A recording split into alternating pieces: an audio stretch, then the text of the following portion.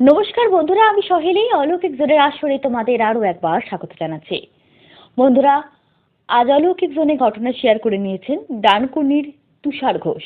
বর্তমানে যদিও উনি ব্যাঙ্গালোরের বাসিন্দা, কিন্তু যখনকার ঘটনা এবং উনি আদি বাসিন্দা ডানকুনির। তো ডানকুনি স্টেশনকে জুড়ে ওনার একটা অভিজ্ঞতা উনি শেয়ার করেছেন। উনি বলছেন, তখন 2010 সাল হবে। আমি ক্লাস 12-এ পড়ি।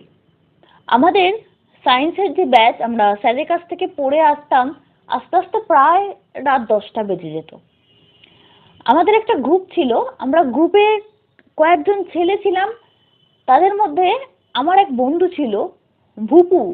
ভুপু ওর ডাকনাম, ওর ভালো নাম বলছি না, কেন সেটা শেষে বলে দিয়ে যাব।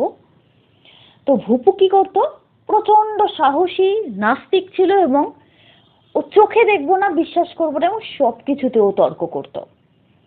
একদিন স্যার একটা ঘটনা বলেছিলেন, কোন এক অলৌকিক ঘটনা, উনি ওনার মায়ের জীবনের, এই পড়াশুনোর ফাঁকে যেমন স্যারেরা কথা বলেন তেমনই আর কি।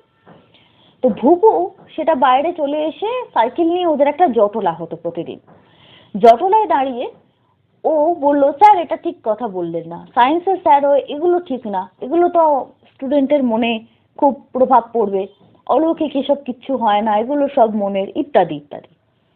তো বাকিরা বললেই, স্যার বলেছেন হবে হয়তো কিছু, কি দরকার আমাদের তাই দিয়ে করা। তো এইভাবে একটা দুটো কথা হতে হতে কথা যখন বাড়তে লাগলো, আমাদের মধ্যে একজন ছিল, সেই বন্ধুর নাম, আমি কোনো বন্ধুর নামও নিচ্ছি না, শুধু আমি আমার নামটাই নিচ্ছি, তুষার আমার নাম। তো সে সবকিছুতে বিশ্বাস করতো, ভূত ভগবান, এবং কি তাকে যদি কেউ কিছু বলতো এখানে এরকম কিছু পড়ে আছে, পা দিস নাও, তাও মনে হতো যে না, এগুলো সে সব কিছু। তার সঙ্গে সব থেকে বেশি ভুপুর অশান্তি হতো। ভুপুকে বলেছিল যে, তুই কি সব জেনে বসে আছিস, তুই জানিস এরকম কত কিছু আছে পৃথিবীতে যা বিজ্ঞান এখনো ব্যাখ্যা দিতে পারেনি, ইত্যাদি ইত্যাদি। ওদের যত নলেজ। এবার আমরা কয়েকজন দাঁড়িয়ে শুধু শুনছি। বন্ধু তো আমাদের অনেক ছিল, কিন্তু আমাদের এই 5 জনের টিমটা ছিল একদম যাকে বলে হরিহর আত্মা। আমরা একসঙ্গে ফুটবল ম্যাচ দেখতে যাওয়া থেকে শুরু করে স্কুলে যাওয়া, কোচিং এ যাওয়া একসঙ্গে করতাম। আশা করি আপনাদের বোঝাতে পারছি। তো ভুপুর সঙ্গে কথাবার্তা হতে হতে সেদিন ভুপু ওকে হঠাৎ করে বলে, আমি 500 টাকার বাজি রাখছি, আমাকে একটু ভূত দেখাবি, আমি তাকে 500 টাকা দেবো। এবার ভেবে দেখুন, 2010 সালে ক্লাস 12-এ পড়া ছেলে যখন বলছে 500 টাকার বাজি রাখছে, তার মানে তার কত বিশ্বাসটা কতটা দৃঢ়। সে জানে কেউ কিচ্ছুই দেখাতে পারবে না, টাকাও আমাকে দিতে হবে না, কারণ ন্যাচারালি টাকা তো বাবার কাছ থেকে চাইতে হবে। আর ওর বাবা ছিল প্রচন্ড রাগী, প্রচন্ড রাশভারী, কাকুর সামনে কথা বলতে আমরা রীতিমতো ভয় পেতাম। ভুপুরা 2 ভাই।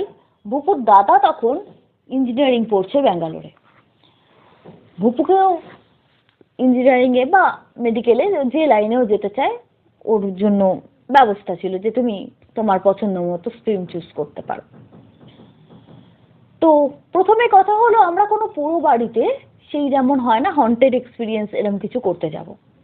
তো তার মধ্যে কয়েকজন বন্ধু বললো যে, প্রথমে 5 জনের মধ্যে একজন তো প্রথমেই বললো যে না, আমি কোথাও যেতে পারবো না, আমি এসবের মধ্যে নেই, তোরা যা পারিস কর।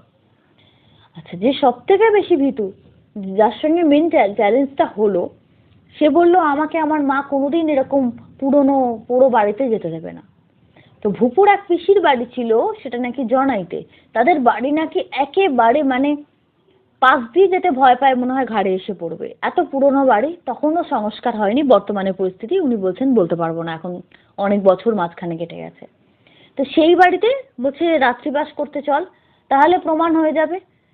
তো বাকিরা বললো না, আমরা বাড়িতে জিজ্ঞেস করি, যদি রাজি হয় ঠিক আছে বাড়ির লোক, নাহলে এত দূর তো মুশকিল আছে যাওয়া, আর রাত্রি কাটাতে যাব মানে বাড়িতে তো বলে যেতে হবে, কে কত মিথ্যে কথা বলবে। বাড়ি থেকে কেউই পারমিশন পেল না। কিছু যখন হলো না, বেশ 3-4 দিন কেটে যাওয়ার পর হঠাৎ ভুপুর মাথায় প্ল্যান এলো, আচ্ছা ভূত তো নাকি শুনছি এই রেল লাইনেও থাকে, যারা অনেকে রেল লাইনে মানে কাটা পড়ে মারা যায় বা এমনি অ্যাক্সিডেন্ট হয়, তারা নাকি ভূত হয়ে রেল লাইনে ঘুরে বেড়ায়। চল রেল লাইনের ওপর দিয়ে চল, একদিন দেখি অন্ধকারে কোথায় ভূত দেখতে পাই কিনা, যতটা দূর যাওয়া যায় যাব। এবার ডানকুনি বা সংলগ্ন এরিয়ার যারা বাসিন্দা আপনারা জানেন, ডানকুনির একটা সাইডে যেখানে রামকৃষ্ণ আশ্রমটা আছে, রাস্তাটা প্রচন্ড সরু আর প্রচন্ড অন্ধকার থাকতো। তখন তো থাকতোই 2010 সাল নাগাদ। একটা লাইন ছিল, সেখানে সারা বছর মালগাড়ি দাঁড়িয়ে থাকে, আর যখন ফাঁকা হয় তো একেবারে অন্ধকার শুনশান। ওই লাইনটায় কেউ যায়ও না, কিছু না। কিছু কিছু সমাজ বিরোধীরা হয়তো রাত্রিবেলা বসে থাকে ছাড়া আর কোনো ওই লাইনের অ্যাক্টিভিটি ছিল না। তো সেদিন কোনো কারণে মালগাড়ি ছিল না, লাইনটা ফাঁকা ছিল। বললো এই তো আজকে সুযোগ, চল এইটা দিয়েই যাব, এখান দিয়ে তো প্রচুর নিশ্চয়ই ভূত দেখতে পারবো। তো ডানকুনির চেনা জানা জায়গা, আমাদের পড়া শেষ হয়ে গেছে সেদিনকে, স্যার একটু তাড়াতাড়ি ছেড়ে দিয়েছিলেন, 9:45-তেই ছুটি হয়ে গেছিল। বলে আজকে তো মানে অতি উত্তম সময়, চল আমরা যাই। কারোরই কোনো আপত্তি ছিল না। 5 জনের মধ্যে প্রথমেই বলে একজন আগে থেকেই মানে সারেন্ডার করেছিল যে আমি এসবে নেই। বাকি কারোরই কোনো প্রবলেম ছিল না, কারণ নিজেদের জায়গা তো, এখানে আবার ভূত কোথা থেকে আসবে। আর ন্যাচারালি মনের মধ্যে তো বিশ্বাসও নেই যে চেনা জানা জায়গার মধ্যে আবার ভূত আবার কি, এসব কিছু হয় না। রাত ছিল অমাবস্যার, তার মধ্যে স্যার তাড়াতাড়ি ছেড়ে দিয়েছেন। আর ঠান্ডাটা পড়েছে জাঁকিয়ে। ডিসেম্বরের বলছে 10 থেকে 12 তারিখ হবে, 10-12 তারিখ নাগাদ হবে। প্রচন্ড ঠান্ডা পড়েছে। আমরা ওই রাস্তা দিয়ে হেঁটে হেঁটে হেঁটে হেঁটে যাচ্ছি। রেল লাইনের ওপরে উঠতেই সবাই মিলে বুবু তো প্রচন্ড রকমের মজা করে যাচ্ছে। কি হলো, সব আজকে আমাকে ভূত দেখাবে, বাবা আমার আজকে 500 টাকা চলে যাবে, এভাবে প্রত্যেকে লেগ পুল করছে আর কি। যা, আমি 500 টাকা কি করে বাবার থেকে আনবো। মানে ও শিওর ছিল এসব তো কিচ্ছু দেখতে পারবে না, উল্টে আমাকেই টাকা দেবে এরা। তো ন্যাচারালি ও ভীষণই আনন্দে ছিল। বলছে আমরা তখন যাচ্ছি, এবার হাঁটতে হাঁটতে যে কত রাত হয়ে গেছে, আমরা কথা বলেছি, অতক্ষণ আলোচনা করেছি, ঘড়ির কাঁটা তো আমাদের জন্য দাঁড়িয়ে নেই, সে তো তার মতো এগোচ্ছে। সেই দিকে কিন্তু আমাদের কোনো হুঁশ ছিল না। আমরা আরামসে লাইন ধরে ধরে যতটা যাওয়া যায়, ভেবেছি যতটুকু যাওয়া যায় অন্ধকারের মধ্যে হাঁটবো, আজকে যা হবার হবে। সাইকেলগুলো স্যারের যেখানে বাড়ি, যেখানে আমরা সাইকেল রাখতাম ওখানেই রেখেছিলাম। কিছু একটা বলে ম্যানেজ করেছিলাম, এখন অতটা খেয়াল নেই। কিছুটা রাস্তা, যে লাইনটার কথা বলছি অন্ধকার লাইন, পাশে রাস্তাটা ঘুটঘুট করছে অন্ধকার, লাইনটা দিয়ে প্রায় অনেকটা চলে গেছি। যাওয়ার পরে দেখছি একটা ঠিক ছোট্ট টর্চের লাইটের, খুব একটা সূক্ষ্ম লাইটের মতন একটা লাইট, ট্রেনের লাইনের মাঝখান দিয়ে দিয়ে লাইটটা যাচ্ছে। একটা লাইটের ছোট্ট একটা বিন্দু বলা যায়, একদম ছোট্ট। তো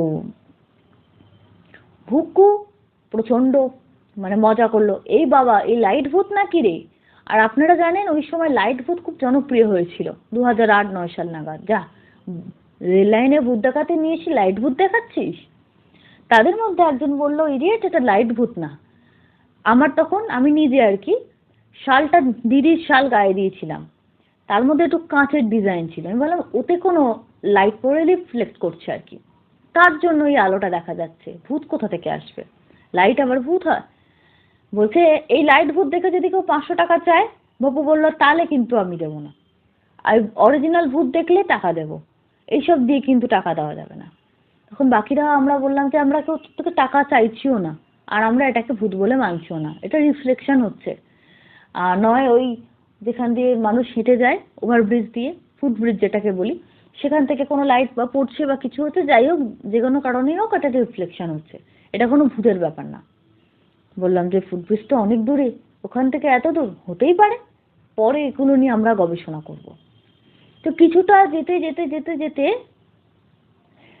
দেখছি এইবার একটা অদ্ভুত জিনিস আমরা খেয়াল করলাম। লাইট, এতক্ষণ আমরা যাচ্ছি, লাইটটাও আমাদের আগে আগে আগে আগে চলছে, আমরা তো রিফ্লেকশন ভেবে খুব শান্তিতে আছি, কোনো ভয় টয় কিচ্ছু ছিল না আমাদের মধ্যে।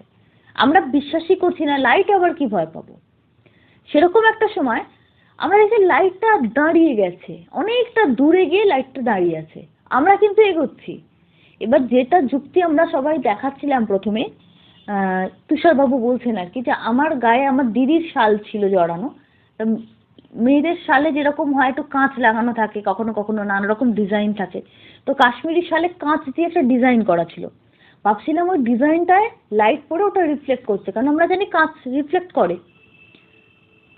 রিফ্লেক্ট করলে সে যখন হাঁটছে, রিফ্লেকশন এতক্ষণ হাঁটছিল, তো তাই হবে। কিন্তু না, অনেকটা দূরে গিয়ে ওঠা লাইটটা দাঁড়িয়ে পড়েছে। এবার ওরা যখন এগোতে এগোতে একটুখানি গিয়ে দাঁড়িয়ে পড়লো, এইখানে ভয়টা ওদের লাগলো। ওরা সবাই মিলে দাঁড়িয়ে গেছে, লাইটটা এবার নিজে নিজে এগিয়ে যাচ্ছে। প্রত্যেকে তাকালো, তুষার বলছেন আমার দিকে।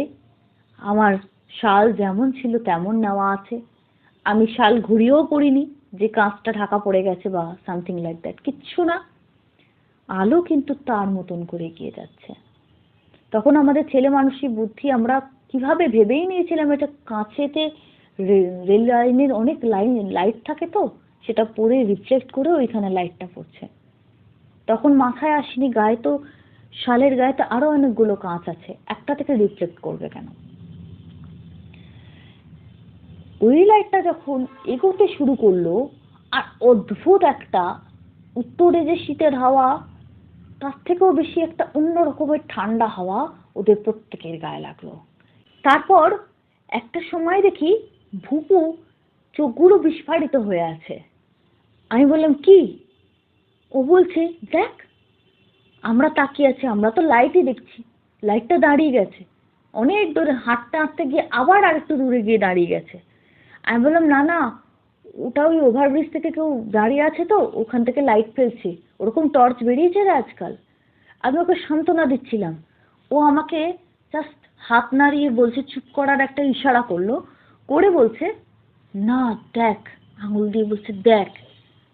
আমি টু বি ভেরি অনেস্ট, আমি কিন্তু কিছু দেখতে পাচ্ছিলাম না লাইটটা ছাড়া।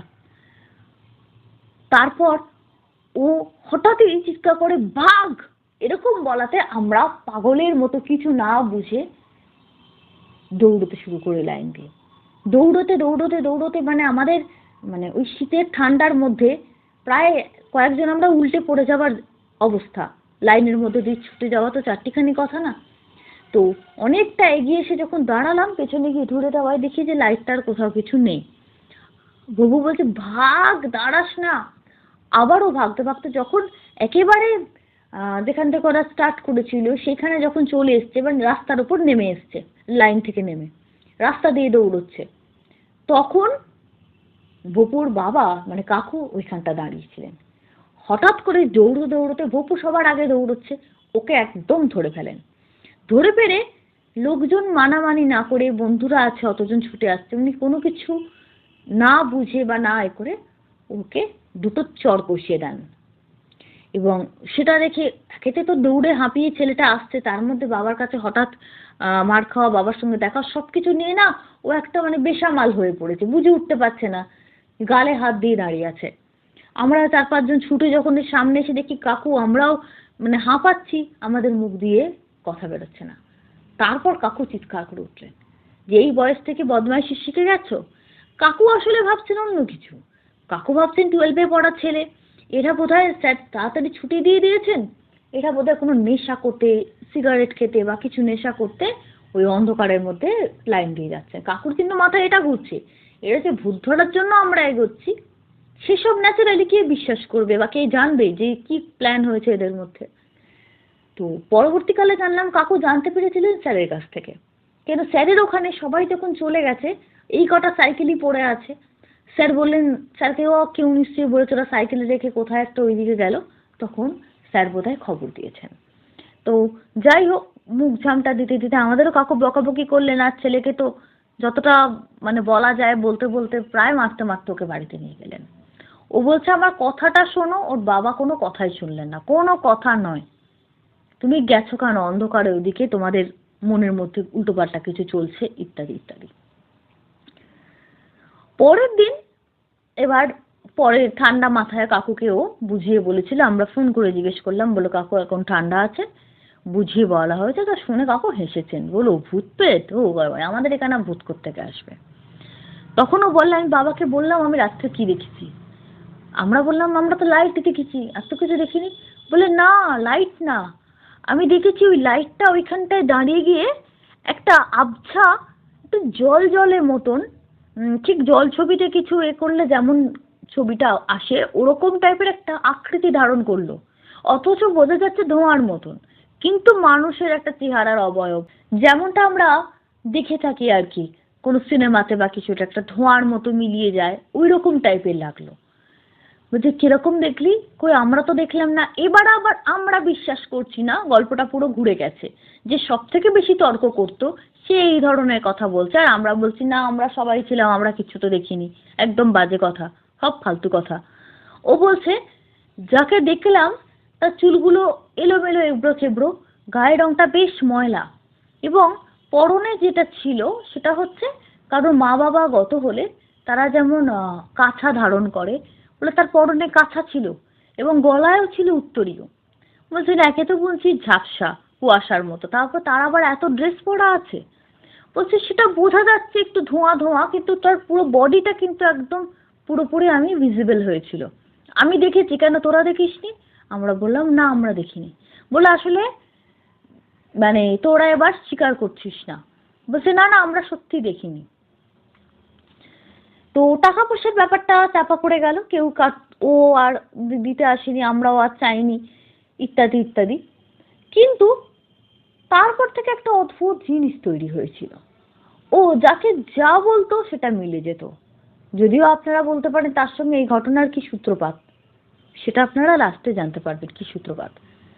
কোনোদিন যে ছেলেটা প্র্যাকটিক্যাল কথাবার্তা বলা একটা ছেলে, খেলাধুলো নিয়ে থাকা একটা ছেলে, সে হঠাৎ করে যদি বলে যে কালকে না এই জায়গায় এই ঘটনাটা ঘটবে, তুই দেখিস, বা এক সপ্তাহ বাদে দেখবি এটা ঘটবে, সেই সবগুলো জিনিসটা ঘটা শুরু হয়ে গেল।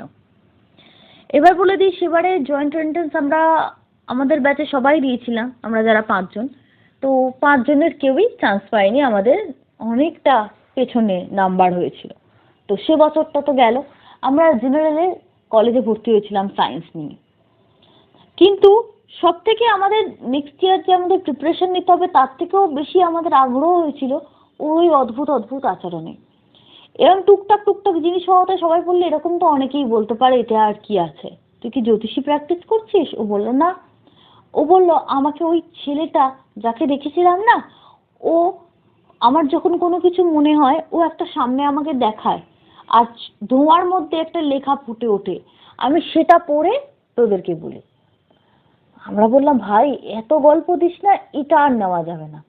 মানে তুই বিশ্বাস করতিস না ঠিক ছিল, তখন তোকে ঠিক লাগতো, কিন্তু এটা আবার অতিরিক্ত বাড়াবাড়ি হচ্ছে, এটা ঠিক লাগছে না। কিন্তু ঘটনাগুলো ঘটছিল তেমন তেমন, মুখে বলছি ওকে আজে বাজে কথা আমরা, কিন্তু হচ্ছেও তেমন ঘটনা। আর ওর আচরণের মধ্যে পরিবর্তন আসা শুরু হয়েছিল, একদিনে আসেনি, আস্তে আস্তে আস্তে আস্তে অদ্ভুত। যে ছেলেটা বাবার ভয়ে কথা বলতো না, ঘটনা শুরুতেই বলেছে সেদিন যখন কাকু আমাদেরকে দৌড়ে আসতে দেখেছিলেন, সবার সামনে ছেলেকে থাপ্পড় কষিয়েছিলেন। মানে তার বাবা কতটা রাগী রাশবাড়ি, যে ছেলের বন্ধুরা আছে বা ওখানে আরো অনেক লোকজন আছে, স্টেশনের ধার মানে জানেন প্রচুর লোকজনের যাতায়াত, কোনো কিছু উনি পরোয়া করেন না। তো সেই বাবার ছেলে, যার দাদা ওর বাবার মুখের উপর কথা বলতো না, সে বাবার মুখে মুখে তর্ক করা শুরু করে দিল। সে প্রথমেই সিগারেটের নেশা শুরু করলো, এবং বাইরে করতো এবং বাড়িতেও নেশা শুরু করলো। ওর বাবা মানে যত রকম বাপে শাসন করছেন, ওর বাবা অবাক হয়ে গেলেন যে ছেলে কোনো কথাই শুনছে না, উল্টে মুখে মুখে তর্ক করে যাচ্ছে, আর চোখে চোখ দিকে তাকিয়ে কথা বলার অদ্ভুত ভাবে একটা ক্ষমতা এসে গেছে ওর মধ্যে। ও কাউকে মানে না, বাড়িতে বেশিরভাগ সময় ওকে নিয়ে অশান্তি শুরু হলো। ওর দাদা ব্যাঙ্গালোরে, আমি বলেইছি, পড়াশুনো করতো। দাদা মাঝখানে ছুটিতে এসে ওকে বুঝিয়ে টুঝিয়ে গেল, তুই এসব ছাড়, পড়াশোনায় মন দে, না নেক্সট ইয়ারও তুই চান্স পাবি না। কে শোনে কার কথা, ও ওর মতো জগতে বাঁচতে লাগলো, এবং ও বলে দিল আমি ইঞ্জিনিয়ারিং এ রাজি নই, আমি জেনারেলে পড়াশোনা করছি, আমি এটাই করব। সেটা নিয়ে ওদের বাড়িতে প্রচন্ড প্রবলেম শুরু হলো। এরপর যেটা হলো, ওর পিসে মশাই, নিজের পিসে মশাই, একদম ইয়াং ভালো মানুষ, সুস্থ, হঠাৎ একদিন পিসি ওদের বাড়িতে এসছে, খেতে বসেছে। এখান থেকে মেন সমস্যাটা আরো জটিল হলো। তখন ও খেতে বসেছে, সবাই মিলে পিসি খাচ্ছে, ওই সময় ও বলে ফেললে পিসি এ মশাই না গত সামনের মাসে মারা যাবে। পিসি তো একদম আপ করে উঠেছে, কি বলছিস আজে বাজে কথা, কেন? তখন বলছেন যে না না ওই ট্রেন থেকে নামবে, নেমে বাড়ি আসবে, এসেই দেখবে স্ট্রোক হয়ে মারা যাবে। আর সবাই তো যা তা কথা বলা, বাবা তো ঘা কত কষিয়ে দিল, প্রচন্ড এই হলো। ও আমাদেরকে ফোনেও বলেছিল যে আমি এরকম দেখেছি, ওই ছেলেটা আমাকে দেখিয়েছে, তো আমি বলাতে বাড়িতে এরকম অশান্তি হচ্ছে। ওর এইসব কথাগুলো শুনতে শুনতে একটা সময় হয় না, মানুষ বিশ্বাস করতে শুরু করে। আমি বললাম যদি তোকে দেখিয়েও থাকে, আচ্ছা ধরে নিলাম তোর কথা সত্যি, তুই বাড়িতে এগুলো বলার কি দরকার ছিল? ন্যাচারালি এগুলো শুনলে তো মানুষের খারাপ লাগবে। ঠিক তাই হলো। সেদিন থেকে 1 মাসের মধ্যে, ম্যাক্সিমাম 1 মাস 10 দিনের মধ্যে ওর পিসেমশাই ট্রেন থেকে নেমেছে, সাইকেল করে বাড়ি অব্দি এসেছে, বাড়িতে এসে বসে হঠাৎ করে বলছে বুক ধড়ফড় করছে, শরীর খারাপ লাগছে, একটুখানি অজ্ঞান হয়ে গেছে। তাকে যখন নিয়ে গেছে বাড়ির লোকেরা, মারা গেছে। অদ্ভুত মৃত্যু। একটা মানুষ সাইকেল চালিয়ে এলো, জল জ্যান্ত মানুষ, গোটা পাড়া থমথম করছে, কেউ বিশ্বাস করতে পারছে না। একটা মানে জল জ্যান্ত মানুষ, এই ছিল এই নেই, একদম মানুষটা উঠে গেল। তখন ওনার রিটায়ার করার সময় আসেনি, আরো হয়তো 5-7 বছর বাদে রিটায়ার করতে, মানে বুঝতে পারছেন যে খুব একটা বৃদ্ধ নয়, কিছুই বলা যায় না, একটা মাঝবয়সী মানুষ শেষ। তো তারপর থেকে পিসিও ওকে অনেক কথা অপয়া টপয়া এসব বলেছিলেন, তাই ওকে এরপর থেকে ওদের বাড়িতে অশান্তিটা ওকে নিয়ে আরো বাড়লো। এবার থেকে পাড়ার লোকেরা এসে ওকে নানা রকম জিজ্ঞেস করতো, যেচে কেউ চাকরির পরীক্ষা দিতে যাবে ওকে জিজ্ঞেস করতো যে কিরে আমার হবে তো এবারে, ও বলে দিত না হবে না, ব্যাস। আর যাকে নেগেটিভ বলবে স্বাভাবিক ব্যাপার, সেই ওর নামে কুৎসা করতো। এইসব চলতে চলতে ঈশ্বরের আশীর্বাদে আমি এবং আমার একটা বন্ধু আমরা ইঞ্জিনিয়ারিং এ চান্স পেয়ে গেলাম এবং আমরা ব্যাঙ্গালোরে আমি চলে গেলাম, আমার ওই বন্ধু চলে গেল অন্য জায়গায়। আমরা তারপর থেকে ফোনে আমাদের যোগাযোগ ছিল এবং আমি শুনতাম যে এরকম নানা রকম কীর্তি কাহিনী, ওর ব্যাপার স্যাপারগুলো বেশ আমরা মজা হিসেবেই নিতাম, যে আবার আজে বাজে কথা বলেছিস, তুই একটু চুপ করে থাকতে পারিস না, আমরাও বোঝাতাম ওকে। সিগারেটের নেশা থেকে বাড়িতে আজে বাজে কথা বলার থেকে এবার ওর এসে গেল মানে অন্য নেশা, আপনারা বুঝতে পারছেন। নানা রকমের মানে নেশা করে ও বাড়িতে ফিরতে লাগলো। বাবা প্রচন্ড ওকে মানে বকাবকি করতো, একটা সময় বাড়ি থেকে বার করে দিয়েছিল, কদিন এদিক ওদিক এই বন্ধুর বাড়ি ঘুরে আবার এলো। এবার আরো কয়েক বছর যাবার পর না ও আরো বাড়াবাড়ি শুরু করলো, সপ্তাহখানেক বাড়ি যায় না, কোথাও নেশা করে পড়ে থাকে, কেউ খবর পায় না। ওর দাদা বলছে যে আমি চাকরি, তো কোনো দাদা সবে চাকরি পেয়েছে আর কি, নতুন চাকরি থেকে মাঝে মাঝে মা কান্নাকাটি করে বলে ছুটে আসতে হচ্ছে ভাইকে নিয়ে। ও বলছে যে মা আমি আসতে পারবো না, ভাইকে রিহাবে দাও, তোমার ছেলে একবার গেছে, মাথাটা গেছে, আজে বাজে কথা বলে বলে ওর মাথাটা গেছে। তো এইসব সমস্যা যখন চলছিল, হতে হতে তার ঠিক 1 বছর বাদে যখন ওকে নিয়ে ডাক্তারও দেখা হয়েছে, নেশা মুক্তি কেন্দ্রগুলোতেও ওর মা ঘুরে বেড়াতো। আমাদের ডানকুনি তো নেশা মুক্তি কেন্দ্র আছে, আপনারা জানেন, যারা এইসব সাইডের বাসিন্দা, আপনারা ট্রেনে বাসে অ্যাড দেখেছেন, সেখানেও গেল, চিকিৎসা করানো হলো, কিছুই না। ওরই আজে বাজে কথার কোনো কারণ খুঁজে পাওয়া গেল না। সব থেকে বড় কথা, শুধু বাজে কথা বলে কেউ উড়িয়ে দিতে পারতো না, এখনো যাকে যা বলে তাই হয়। আবার কাউকে যদি ভালো কিছু বলে তার আবার ভালোটাও হয়, সে আবার খুব খুশি হয়ে যায়। একদিন হঠাৎ বলল যে আমার আর সময় নেই, আর সেটা বলেছিল সেই বন্ধুটাকে যে যার সঙ্গে ওর প্রথম তর্ক হয়েছিল, যে একদম মানে ও বলেছিল সবকিছুই জেনে বসে আছে, বিজ্ঞানের ঊর্ধ্বে অনেক কিছু আছে, প্রমাণ করতে পারেনি। তখনও ও ডানকুনিতে থাকতো, ওকে বলেছিল জানিস তো আমি না আর বেশি দিন বাঁচবো না। বলছে আবার ফালতু কথা বলছিস? বলছে না, ওই ছেলেটা না আমাকে দেখিয়ে দিয়েছে লেখাটা, আমার মৃত্যুর ডেট স্থান আমি জানতে পেরেছি, ও যেভাবে মারা গেছে আমি সেভাবে মারা যাবো। বলছে ও কিভাবে মারা গেছে শুনি, এই গল্পটাও বল। বলছে না গল্প না রে, ও বেচারা খুব আর্থিক অভাব, ওর বাবার টিবি হয়েছিল, মারা গেছিল, ও বিভিন্ন জায়গায় বাবার শ্রাদ্ধ শান্তি করবে বলে এই দোকান টোকানে এখানে ওখান থেকে একটু টাকা কালেক্ট করছিল যাতে বাবার কাজ করতে পারে, অনেকেই করে। তো ও মন মরা হয়ে ট্রেন লাইনের উপর দিয়ে যাচ্ছিল, তখনই ওর দুর্ঘটনা ঘটে, ও মারা যায়। তো তারপরে কি হয়েছে, ওর তো মুক্তি হয়নি, ওই রকম অবস্থায় মারা গেছে বলে ওর মুক্তি হয়নি, প্লাস ওর বাবারও আত্মা শান্তি পায়নি, দুজনেই ঘুরে বেড়াচ্ছে। তো আমি একটা অনুরোধ করে যাচ্ছি, আমার বাড়িতে জানাস আমার দাদাদের বা আমার মা বাবাকে, আমি মারা যাবার পর না আমার যখন কোনো কাজ করবে তখন যেন ওদের দুজনেরটাও করে দেয়, ওদের এই নাম এই গোত্র বলে দিয়ে গেলাম। এবার সেই বন্ধু দেখুন, একটা জীবন্ত মানুষ যদি এই ধরনের কথা বলে, কে তার কথায় পাত্তা দেবে? বলছেন তুই অতিরিক্ত নেশা করছিস, তাই জন্য এত বাজে কথা বলছিস, চুপ কর তো, যত বাজে কথা বলে যেমন হয়। ওকে থামিয়ে দিয়েছে। তারপর সত্যিই তাই হলো, সেই দিনটা এলো, ও ওইভাবেই নেশা করে ফিরছিল, ওখানকার ডানকুনি স্টেশনেই ওর দুর্ঘটনা ঘটে, ও মারা যায় অন স্পট ডেট। তারপর তো বাড়ির উপর বিশাল একেতে ছেলেকে নিয়ে এতদিন ধরে এত সমস্যা চলেছে, ছোট ছেলেটা বিপথে চলে গেছে, ওদের বাড়ি প্রচন্ড বর্ধিষ্ণু ফ্যামিলি। ওর বাবা এত রাগী, বাবা পাড়ার প্রতি কত বেয়াদব ছেলেকে ওর বাবা সোজা করেছেন, নিজের বড় ছেলে একদম হীরের টুকরো। গড়েরগাছা স্কুলে আমরা পড়তাম, গড়েরগাছা স্কুলের ফার্স্ট বয় ছিল ওর দাদা। তো তার ভাইয়ের এই অধঃপতন, যেখানে বাবা মার শাসন আছে, লোকে অবাক হয়ে যেত যে কি করে এটা সম্ভব। কেউ কেউ বলতো সত্যি বোধহয় ট্রেন লাইনে কিছু দেখেছিল, দেখে ওনার মাকে বলতো যে তোমার ছেলেটা এরকম হয়েছে, না হলে তো ও এমন ছিল না। তো ছেলে মারা যাবার শোক পরিবারের লোক সামলাতে পারেনি। ওর মা অসুস্থ হয়ে পড়েছিলেন, অনেক গেছে, আমরা তখন গেছিলাম ওদের বাড়িতে। ইতিমধ্যে যেটা হয়, আমার বাবা, আমি ব্যাঙ্গালোরে চলে যাওয়ার পর আমার বাবার আমাদের জেঠু জ্যাঠাদের মধ্যে যিনি ঘটনা পাঠিয়েছেন এটা তিনি বলছেন, একটু মানে প্রপার্টি নিয়ে বিবাদ হয়েছিল। ডানকুনির ভাগের প্রপার্টিটা ওর বাবা বিক্রি করে ওরা অন্যদিকে কলকাতার দিকে ফ্ল্যাট কিনে চলে আসেন। এবার কলকাতায় চলে আসার পর ব্যাঙ্গালোর থেকে ফিরলে তো কলকাতায় উনি আসছেন, ডানকুনিতে জ্যাঠা কাকাদের কাছে খুব একটা আসা হতো না। তো শেষের দিকটায় বন্ধুর সঙ্গে যোগাযোগটা অনেকটা কমে গেছিল, ফোনে কথা হতো, সোশ্যাল মিডিয়াতে যেমন হয় আর কি, ফেসবুক আমি আর কিছু আপনারা জানেন, তাতে যোগাযোগ ছিল সবকিছু।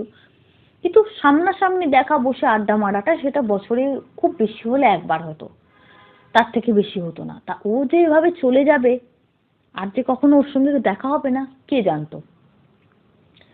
তারপর ওর মৃত্যুর 1 বছর বাদে ওর আত্মা প্রায় ওর বাড়িতে ওর মাকে স্বপ্ন দিচ্ছিল, ওর বাবাকে স্বপ্ন দিচ্ছিল যে এরকম এরকম আমার আত্মা, আমি কষ্ট পাচ্ছি, তার সঙ্গে এদের দুজনেরও ব্যবস্থা করো। তো ওর দাদা যে কিছু বিশ্বাস করতো না, ওরা দুজন ভাই একই রকমের ছিল, সেও এসে আমাকে, আমার আর বাকি বন্ধুদেরকে ফোন করেছিল যে তোদের মৃত্যুর আগে কিছু বলেছিল কিনা। তো আমার সেই বন্ধুটা যাকে ও সব বলে গেছিল, যার সঙ্গে ও রেগুলার দেখা হতো, ডানকুনিতেই ছিল সে, তাকে সবটা ও বলেছিল। সে বলল যে এরকম এরকম বলতো, তাদের এই নাম এই গোত্র, বলেছিল আমার যদি কখনো কাজ হয় ওদেরটা করে নি। বলতে বলতে সে কেঁদে ফেলে, বললো যে ভাবতে পারিনি যে ওর সব কথা সত্যি হবে। আমরা তো ওর ভাবছি নেশা করে আজে বাজে বকছে বলে তো আমরা মানে পাত্তা দিতাম না, সত্যি কথা বলতো ওর বাজে কথা, বা খেলার ছলে নিতাম। তো ওর দাদা তাই করেন, গয়ায় গিয়ে মুক্তির ব্যবস্থা করেন ভাইয়ের, এবং যে নাম গোত্র যাদেরকে ও নাকি দেখতে পেত সেই বাবা আর ছেলে, তাদেরও ব্যবস্থা করেন।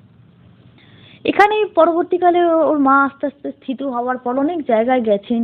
ওর মায়ের সঙ্গে আমার মায়ের কথা হয়েছে যে ওদের যে গুরুদেব আছে তিনি বলেছেন আসলে ওই যে বলেছিল না যে বিশ্বাস করি না, যে এইসব কিছু হয় না, তো আত্মা তো হাওয়ায় ভাসে, যে ওখান দিয়ে যাচ্ছিল আত্মা যখন আপনার পাশ দিয়ে হেঁটে যাবে ন্যাচারালি আপনি দেখতে পাবেন না, সম্ভাবনা যে কে আপনার পাশ দিয়ে যাচ্ছে না যাচ্ছে জানা, যেহেতু তারা অশরীরী, তাদের নিয়ে এভাবে বেট লাগানো বা তাদেরকে আঘাত দেওয়া। আর যে আত্মা যে স্থিতিতে মারা গেছে তার মানসিক স্থিতি মৃত্যুর পরও কিন্তু তেমন থাকে, বরং আরো ভয়াবহ হয়, তার গুরুদেবের, মায়ের গুরুদেবের কথা অনুযায়ী আমি বলছি। তো সেখানে বললেন যে তার জন্য সেটা ওকে, ও যেহেতু সব থেকে বেশি অবিশ্বাসী ছিল, তাই প্রকোপটা ওর উপর বেশি পড়েছে এবং ও সব থেকে বেশি দেখতে পেয়েছে।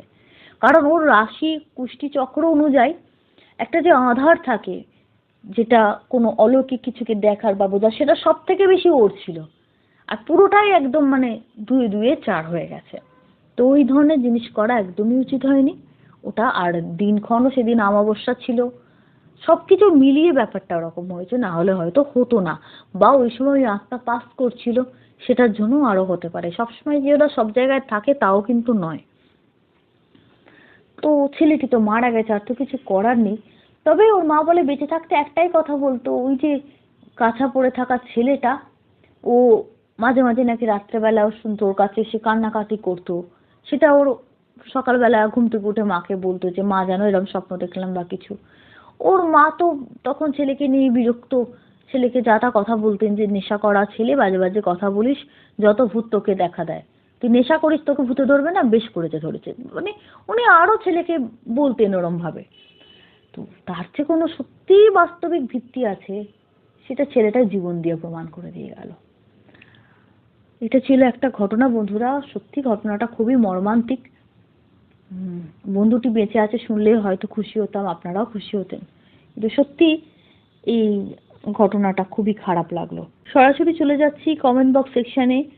কমেন্ট করেছেন রয় কলকাতা, কমেন্ট করেছেন অমিত ভট্টাচার্য, কমেন্ট করেছেন প্রিয়া পোদ্দার, শম্পা ছেত্রী লিখেছেন এরকম হতেই পারে সহেলি, এরকম ঘটনা অনেক শোনা যায়। আদি বামিম লিখেছেন বাংলাদেশ ঢাকা থেকে, ভালো লাগলো, ধন্যবাদ আপনাকে। বর্ণালী দাস, অভিক লিখেছেন টু মাচ অ্যাড, সত্যি অ্যাডটা আমাদের হাতে থাকে না, সুতরাং এই বিষয়ে আমার কিছুই করণীয় নেই। জলি হাজরা, উম, বনু আজকের ঘটনাটা সত্যি ইন্টারেস্টিং ছিল, খুব ভালো লাগলো, thank you so much, thank you so much আপনাকে। বুবন ঘোষ, পারমিতা চক্রবর্তী, কৃতি ত্রিপুরা, ঈশানী সেন লিখেছেন প্লাস্টিক চেয়ার হলে ভেঙে পড়তাম, ব্যাপারটা খুব ভালো লেগেছে। সপ্তদীপা লিখেছেন খুব ভালো লাগলো। ঋষি দাস লিখেছে স্কেরি বাট নাইস স্টোরি। মৌসুমী দে, ইন্দ্রজিৎ চৌধুরী, রঞ্জিতা চক্রবর্তী লিখেছেন এমনও হয় নাকি। কমলেশ সরকার, পাপিয়া চ্যাটার্জি, সুমন সমাদ্দার, স্বামী অঙ্গনা বিষ্ণু রামানুজ লিখেছেন জীবনে অনেক কিছু হয় তার ব্যাখ্যা পাওয়া যায় না। রানাঘাট নদিয়া নয়নতারা থেকে কমেন্ট করেছেন রূপা দে, কমেন্ট করেছেন রূপা মণ্ডল, কমেন্ট করেছেন বিজিতা সোম, দীপান্বিতা দাশগুপ্ত, সঞ্জয় দাস, দোলা মুখার্জি, গোপাল রায়, দেবদ্যুতি রিকা এবং আরো অনেকে। ধন্যবাদ আপনাদের সবাইকে, এভাবে সঙ্গে থাকুন, আগামী পর্বে আবার ফিরে আসবো। শুভরাত্রি।